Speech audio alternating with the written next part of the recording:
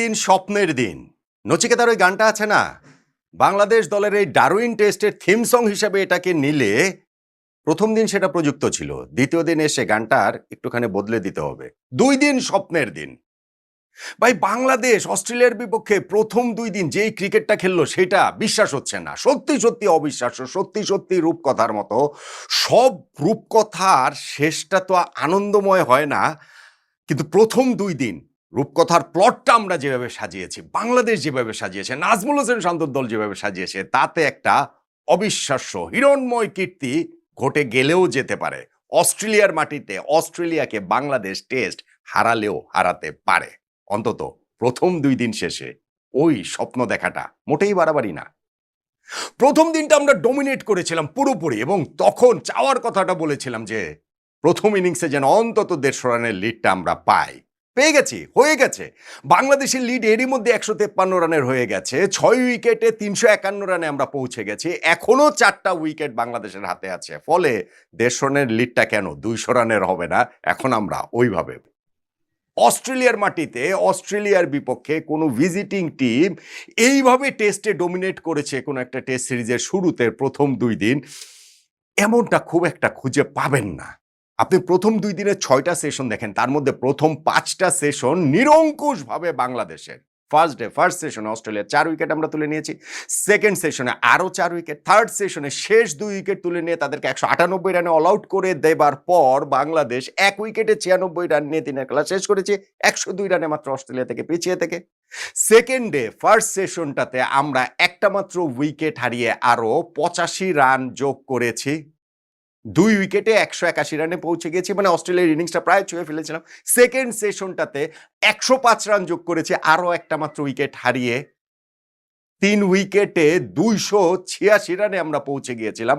হ্যাঁ, থার্ড সেশনটা সেকেন্ডের, এই যে প্রথম 5টা সেশন বললাম নিরঙ্কুশভাবে বাংলাদেশের, লাস্ট সেশনটা অস্ট্রেলিয়া বলতে পারে যে না, এটা একটা শেয়ার্ড সেশন, কেননা বাংলাদেশের ওই যে মিডল অর্ডারের 3 স্তম্ভকে তারা পরপর আউট করে দিতে পেরেছে। কিন্তু ওই নাজমুল হোসেন শান্ত, লিটন দাস, মুশফিকুর রহিম আউট হওয়ার পর মেহেদী হাসান মিরাজ এবং হাসান মাহমুদ তাদের অবিচ্ছিন্ন 7th উইকেট পার্টনারশিপটাতে যেই বুক চেতানো লড়াইটা দেখিয়েছেন, প্রায় 25 ওভার তারা ব্যাট করেছেন, 43টা মহামূল্যবান রান যোগ করেছেন, তাতে করে এই লাস্ট সেশনটাও সেকেন্ডের বাংলাদেশের ওইভাবে বোধহয় আমরা হালকা একটু দাবি করতেই পারি। টেস্ট ম্যাচটা এখন যেই জায়গাটাতে দাঁড়িয়ে আছে, তাতে এইটা ধরেন অস্ট্রেলিয়া ইংল্যান্ড যদি হতো, এটা ধরেন অস্ট্রেলিয়া ভারত যদি হতো, অস্ট্রেলিয়া ধরেন সাউথ আফ্রিকা হতো, তাহলে অবশ্যই এই ভিজিটিং টিম তারা অনেকটা আপার হ্যান্ডে থেকে টেস্ট জয়টা তারা একেবারে দেখতে পেত। বাংলাদেশ ঠিক আছে, আমরা হয়তো ওরকমভাবে এখনো বলতে পারছি না, কিন্তু অস্ট্রেলিয়াকে 198 রানে অল আউট করে দেবার পর 6 উইকেটে 351 রান, 153 রানের লিডেরই মধ্যে হয়ে গেছে। টেস্টের 2 দিন শেষে এই অবস্থায় বাংলাদেশ অবশ্যই আপার হ্যান্ডে আছে, এবং অবশ্যই এই জায়গাটা থেকে বাংলাদেশকে জয়ের জন্য পুশ করব, আমরা করব। কতটা পারি না পারি, এই ধারাবাহিকতার কত ধরে রাখতে পারি, সেটা সামনে দেখা যাবে। প্রথম দিনটা অত স্বপ্নের মতো কাটার পর সেকেন্ড ডেতে বাংলাদেশের কলাপসের একটা আশঙ্কার জায়গাটা তো অনেকেরই ছিল, থাকাটা স্বাভাবিক, আমি ওইটাতে তাদেরকে কোনো দোষ দেই না। কেউ কেউ আছেন অতি হতাশাবাদী, তাদের কথা বাদ দিয়ে আমি বলি।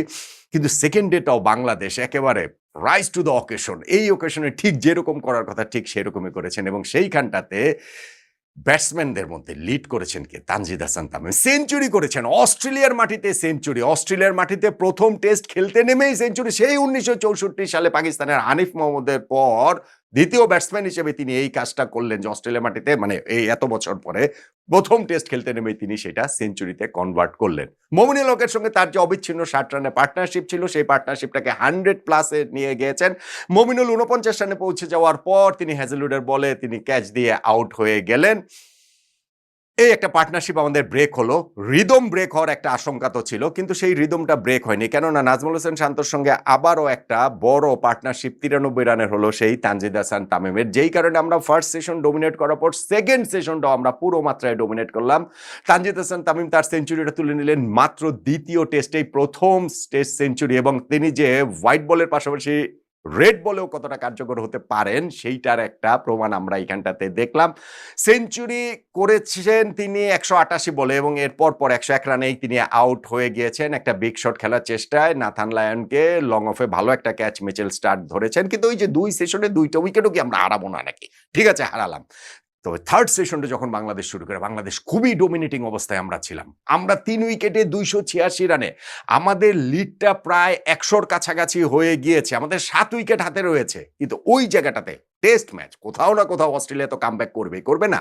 তারা ওই জায়গাটাতে একটা কামব্যাক করেছে এবং নতুন বলে ৬ ওভারের মধ্যে ১১ রানের মধ্যে তারা বাংলাদেশের ৩ টা উইকেট তুলে নিয়েছে মহামূল্যবান।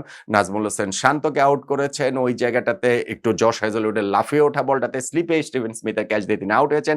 শান্ত আসলে সেঞ্চুরিটা তিনিও ডিজার্ভ করতেন। ৮৪ রান করে আউট হয়েছেন। ক্যাপ্টেন হিসাবে তিনি ওই জায়গাটাতে খুবই ভালো একটা পার্টনারশিপটা ওইখানটাতে থার্ড সেশনে কিছু করেছেন। তিনি যখন মুশফিকুর রহিমের সঙ্গে তার একটা পার্টনারশিপ হয়েছিল ৬৬ রানে, সেই পার্টনারশিপটা ব্রেক হলো।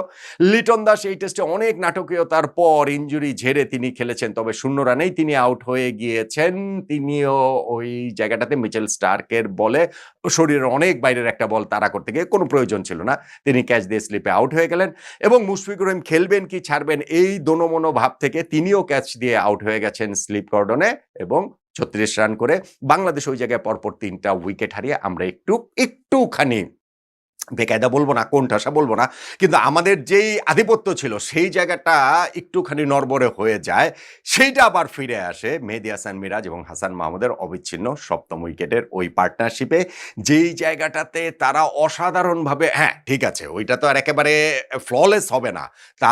স্পেশালি আপনি হাসান মাহমুদের কথা বলতে পারেন। কিন্তু ওই জায়গাটাতেও তাদের স্লিপের উপর দিয়ে বল গেছে, স্লিপের পাশ দিয়ে বল গেছে, কিছু এই যে ব্যাপার ছিল। কিন্তু এন্ড অফ দ্য ডে গিয়ে উইকেটটা তো হারায়নি। এন্ড অফ দ্য ডে গিয়ে তারা তো এই Mitchell Starc, Josh Hazlewood, Pat Cummins, Nathan Lyon এমনকি তাদের যে ওই যে পেস বোলিং অলরাউন্ডাররা ছিলেন যে ওয়েবস্টার কিংবা ক্যামেরন গ্রিন, লাবুসেনও দেখছিলাম বোলিং করছেন। সো তাদেরকে যে সামলেছেন সেই সামলে নিয়ে যে দিনের খেলাটা শেষ করতে পেরেছেন অবিচ্ছিন্ন এই পার্টনারশিপে, এইটা বাংলাদেশ টিমকে অনেক বেশি আসলে কনফিডেন্স দেবে। সো এই যে সেকেন্ডের খেলাটা হলো আরো একটা রূপকথার মতো দিন, আরো একটা স্বপ্নের মতো দিন বাংলাদেশের কাটলো। সেইখানটাতে মোমেন্ট অফ দ্য ডে কোনটা ওইটা নিয়ে আলোচনা করছে। হ্যাঁ, তানজিদ হাসান তামিম যে সেঞ্চুরিটা করেছেন সেইখানে তিনি আগের দিন ০ রানেই একটা লাইফ পেয়েছেন। এই দিনও তিনি ৬২ রানে একটা লাইফ পেয়েছেন। স্টিভেন স্মিথ তার ক্যাচ ফেলেছেন।